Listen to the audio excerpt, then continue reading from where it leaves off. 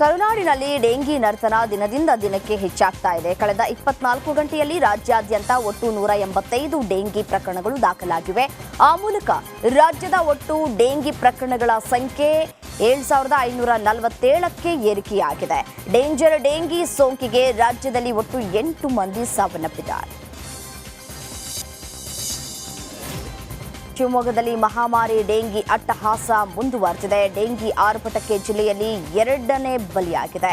ಹೊಸನಗರ ಮೂಲದ ರಶ್ಮಿ ನಾಯಕ್ ಮೃತ ದುರ್ದೈವಿ. ತೀವ್ರ ಜ್ವರದಿಂದ ಖಾಸಗಿ ಆಸ್ಪತ್ರೆಗೆ ದಾಖಲಾಗಿದ್ದ ರಶ್ಮಿ ಚಿಕಿತ್ಸೆ ಫಲಕಾರಿಯಾಗದೆ ಮೃತಪಟ್ಟಿದ್ದಾರೆ. ಈ ಹಿಂದೆ ಡೆಂಗಿಗೆ ಆರೋಗ್ಯ ಇಲಾಖೆ ಸಿಬ್ಬಂದಿ ನಾಗರಾಜ್ ಸಾವನ್ನಪ್ಪಿದರು.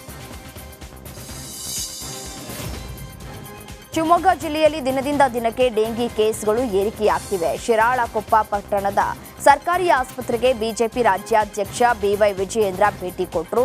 ರೋಗಿಗಳ ಆರೋಗ್ಯ ವಿಚಾರಿಸಿದ ವಿಜಯೇಂದ್ರ ಉತ್ತಮ ಚಿಕಿತ್ಸೆ ನೀಡುವಂತೆ ಆಸ್ಪತ್ರೆ ಸಿಬ್ಬಂದಿಗೆ ಖಡಕ್ ವಾರ್ನಿಂಗ್ ಕೊಟ್ಟರು. ಅಲ್ಲದೆ ರೋಗಿಗಳ ಬಗ್ಗೆ ಸಿಬ್ಬಂದಿ ನಿರ್ಲಕ್ಷ್ಯ ವಹಿಸಿದರೆ ಕ್ರಮ ಕೈಗೊಳ್ಳುವುದಾಗಿ ಎಚ್ಚರಿಕೆಯನ್ನ ಕೂಡ ಕೊಟ್ಟಿದ್ದಾರೆ.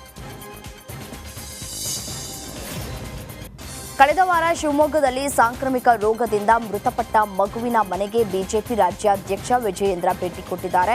ಶಿಕಾರಿಪುರ ಪಟ್ಟಣದಲ್ಲಿರುವ ಮನೆಗೆ ಭೇಟಿ ಕೊಟ್ಟು ಕುಟುಂಬಸ್ಥರಿಗೆ ಸಾಂತ್ವನ ಹೇಳಿದರು. ಮಗುವನ್ನ ಕಳೆದುಕೊಂಡ ದುಃಖದಲ್ಲಿರುವಂತಹ ಮಗುವಿನ ಪೋಷಕರಿಗೆ ಧೈರ್ಯದ ಮಾತುಗಳನ್ನಾಡಿದರು. ಬೆಂಗಳೂರಿನ ನಮ್ಮ ಮೆಟ್ರೋ ಪ್ರಯಾಣಿಕರಿಗೆ ಬಿಎಂಆರ್ಸಿಎಲ್ ಸಿಹಿ ಸುದ್ದಿಯನ್ನ ನೀಡಿದೆ. ಹಸಿರು ಮಾರ್ಗದಲ್ಲಿ ನಮ್ಮ ಮೆಟ್ರೋ ಸೇವೆ ವಿಸ್ತರಣೆಯಾಗಲಿದೆ. ನಾಗಸಂದ್ರದಿಂದ ಮಾದವಾರ ನಡುವಿನ ಮಾರ್ಗ ಶೀಘ್ರದಲ್ಲೇ ಓಪನ್ ಆಗಲಿದೆ. 3.7 ಕಿಲೋಮೀಟರ್ ಅಂತರದ ಮಾರ್ಗ ಸಾರ್ವಜನಿಕರಿಗೆ ಮುಕ್ತ ಆಗಲಿದೆ. ಈಗಾಗಲೇ ಸಾಕಷ್ಟು ಸಿದ್ಧತೆಯನ್ನ ಕೂಡ ಮಾಡಿಕೊಳ್ಳಲಾಗಿದೆ. ಇನ್ನು ಕಾಮಗಾರಿಗಳು ಕೂಡ ಪೂರ್ಣಗೊಂಡಿದ್ದು ಟ್ರಯಲ್ ರನ್ ಮುಕ್ತಾಯವಾದ ಕೂಡಲೇ ಸಾರ್ವಜನಿಕರ ಸೇವೆಗೆ ಲಭ್ಯ ಆಗಲಿದೆ. ನಾಗಸಂದ್ರ ಮಾದವಾರ ನಡುವೆ ಮೆಟ್ರೋ ಶುರುವಾದರೆ ತುಮಕೂರು ರಸ್ತೆಯಲ್ಲಿ ಸಂಚಾರ ದಟ್ಟಣೆಗೆ ಕೊಂಚ ಕಡಿವಾಣ ಬೀಳಲಿದೆ. ಮಕ್ಕಳ ಭವಿಷ್ಯದ ದೃಷ್ಟಿಯಿಂದ ವೀರಶೈವ ಲಿಂಗಾಯತನಾಗಿರೋ ನನಗೆ ಬೇಡ ಜಂಗಮ ಸರ್ಟಿಫಿಕೇಟ್ ನೀಡಬೇಕು ಅಂತ ರೈತರೊಬ್ಬರು ಮಾನವ ಹಕ್ಕುಗಳ ಆಯೋಗಕ್ಕೆ ಮನವಿಯನ್ನ ಮಾಡಿದ್ದಾರೆ. ಗದಗಕ್ಕೆ ಆಗಮಿಸಿದಂತಹ ಆಯೋಗದ ಅಧ್ಯಕ್ಷರನ್ನ ಭೇಟಿಯಾದ ನಾಗಾವಿ ಗ್ರಾಮದ ಗವಿಯಪ್ಪ ಗೌಡ ಪಾಟೀಲ ನನಗೆ ಬೇಡ ಜಂಗಮ ಸರ್ಟಿಫಿಕೇಟ್ ನೀಡಬೇಕು ಅಂತ ಬೇಡಿಕೆ ಇಟ್ಟಿದ್ದಾರೆ. ಕೂಡಲೇ ಅಪರ ಜಿಲ್ಲಾಧಿಕಾರಿಗಳನ್ನ ಕರೆದ ಆಯೋಗದ ಅಧ್ಯಕ್ಷರು ಗವಿಯಪ್ಪ ಗೌಡ ಅವರಿಗೆ ಬೇಕಾದ ಸಲಹೆಯನ್ನ ನೀಡಬೇಕು, ಅವರ ಮನವಿಯನ್ನ ಸರ್ಕಾರಕ್ಕೆ ಕಳುಹಿಸುವ ವ್ಯವಸ್ಥೆ ಮಾಡಬೇಕು ಅಂತ ನಿರ್ದೇಶನ ನೀಡಿದರು. ಜೊತೆಗೆ ಜಾತಿ ಪ್ರಮಾಣ ಪತ್ರ ನೀಡುವಂತೆ ಸೂಚನೆ ನೀಡುವ ಅಧಿಕಾರ ಆಯೋಗಕ್ಕಿಲ್ಲ ಅಂತ ರೈತ ಗವಿಯಪ್ಪ ಗೌಡಗೆ ಮನವರಿಕೆ ಮಾಡಿದರು.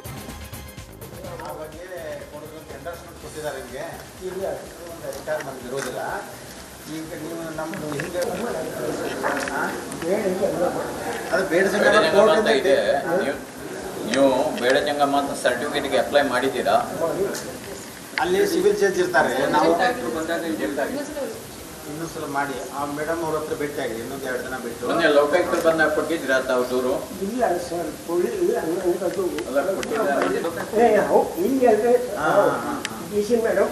ಈಗ ಅವರು ಸರ್ಕಾರಕ್ಕೂ ಅದಕ್ಕೆ ಪರಿಶೀಲಿತಂದ್ರೆ ಕೊಡ್ತಾರೆ, ಬರಲಿಲ್ಲ ಅಂದ್ರೆ ಬರುವುದಿಲ್ಲ ಕೊಡ್ತಾರೆ. ಅದನ್ನು ನೀವು ಕೋರ್ಟಿಗೆ ಹೋಗಿ ಚಾಲೆಂಜ್ ಮಾಡ್ಕೋಬಹುದು. ದುಡ್ಡು ಇಲ್ಲ ಅಂದರೆ ಸಮಿತಿಗೆ ಹೋಗಿದ್ರೆ ನಿಮ್ಮ ಪರವಾಗಿ ಅವ್ರು ಮಾಡ್ಕೊಡ್ತಾರೆ. ಆ ಲಾ ಇವರು ಯಾರು ಜಡ್ಜ್ ಅವರು ಇಲ್ಲಿ ಲೋಕಲಲ್ಲಿ ಒಬ್ಬರು ಜಿಲ್ಲಾ ಕಾನೂನು ಸೇವಾ ಸಮಿತಿ ಅಂತ ಇರ್ತದೆ, ಅದು ಭೇಟಿ ಆಗಿದೆ. ಅಷ್ಟು ಬರಲಿಲ್ಲ ಅಂದರೆ ನಮಗೆ ಅರ್ಜಿ ಕೊಡಿ, ನಾವೇ ಅವ್ರಿಗೆ ಕಳಿಸ್ಕೊಡ್ತೀವಿ. ಆಯ್ತಾ? ಸ್ವಲ್ಪ ನೋಡಿ ಮೊದಲ ನಾಗಾವಿ ಏನೋ ಹೆಸರೇನ್ರಿ? ಹೆಸರು ಗೌಟಿ. ಏನು ಮಾಡ್ತಾರೆ ನಾವು? ಬಿಡಿಎ ಅಧಿಕಾರಿಗಳು ಭರ್ಜರಿ ಕಾರ್ಯಾಚರಣೆಯನ್ನ ನಡೆಸಿದ್ದು ಅನಧಿಕೃತ ಒತ್ತುವರಿ ಮಾಡಿಕೊಂಡವರಿಗೆ ಶಾಕ್ ಕೊಟ್ಟಿದ್ದಾರೆ. ರಘುವನಹಳ್ಳಿ, ದೊಡ್ಡಕಲ್ಲಸಂದ್ರ ಮತ್ತು ತಿಪ್ಪಸಂದ್ರ ಗ್ರಾಮಗಳಲ್ಲಿ ಒತ್ತುವರಿ ತೆರವುವ ಕಾರ್ಯಾಚರಣೆಯನ್ನ ಮಾಡಲಾಗಿದೆ. ನಾಗರಿಕ ಸೌಲಭ್ಯ ನಿವೇಶನದಲ್ಲಿ ಅನಧಿಕೃತವಾಗಿ ನಿರ್ಮಿಸಿದ್ದ ಕಟ್ಟಡವನ್ನ ತೆರವು ಮಾಡಲಾಗಿದೆ.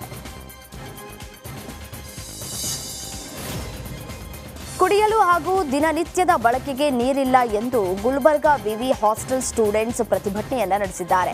ವಿವಿಯ ಬಿಸಿಎಂ ಹಾಸ್ಟೆಲ್ ಎದುರು ತಡರಾತ್ರಿವರೆಗೂ ವಿದ್ಯಾರ್ಥಿನಿಯರು ಪ್ರತಿಭಟನೆಯನ್ನ ನಡೆಸಿದ್ರು.